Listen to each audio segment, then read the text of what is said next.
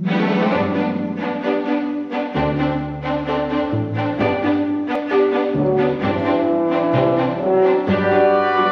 дни преди Коледа гостуваме на свещар Иван Гецов. Той от години изработва екологични свещи от пчелен восък.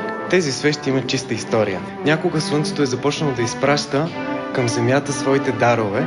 Цветята ги улавят. След това пчелите в техните танци отиват и ги взимат от цветята, достигат до кошерите и чак след това идват ние свещарите, които от тази магия правим свещи. Майсторът ни показва как с подръчни материали можем да си направим у дома екологично чиста свещ. За целта ви е необходимо парче восък, ето вашето парче восък, и памучен фитил. Правиме едно малко ъгълче, ето така, на восъчната основа, за да може да прикрепим фитила. Когато правим една свещ, ние внимаваме какви мисли влагаме в нея. Ето така бавно, без много натискане.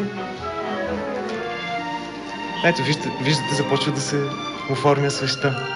И сега накрая, след като я завием цялата, тук притискаме, за да се затвори хубаво. И ето, нашата екосвещ от пчелен восък и памучен фитил е готова. За изработването на такава свещ, освен пчелен восък и памучен фитил, са нужни повече желание и малко майсторлък. Аз без никакъв опит, дали мога да си направя такава свещ? И сега ще може да пробваме да откриваме свещаря във вас. Нека. Така, сега ще направим една по-различна свещ.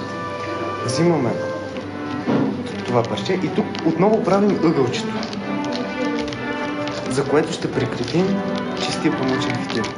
Ето, взимаме фитила и го поставяме в ъгълчето и притискаме. И сега продължаваме, ето така, да завиваме свещта. Ние казваме, че свещарството е не само външно, а и вътрешно действие. Тоест, ако ние извикаме в себе си светлината в ума и топлината в сърцето си, тогава имаме истинско свещарство. Ето, сега вече сме колеги. Ами да се здрависаме като такива. Иван Гецов споделя, че тези красиви свещи могат да украсят всеки семейен празник и в същото време да послужат като страхотен подарък.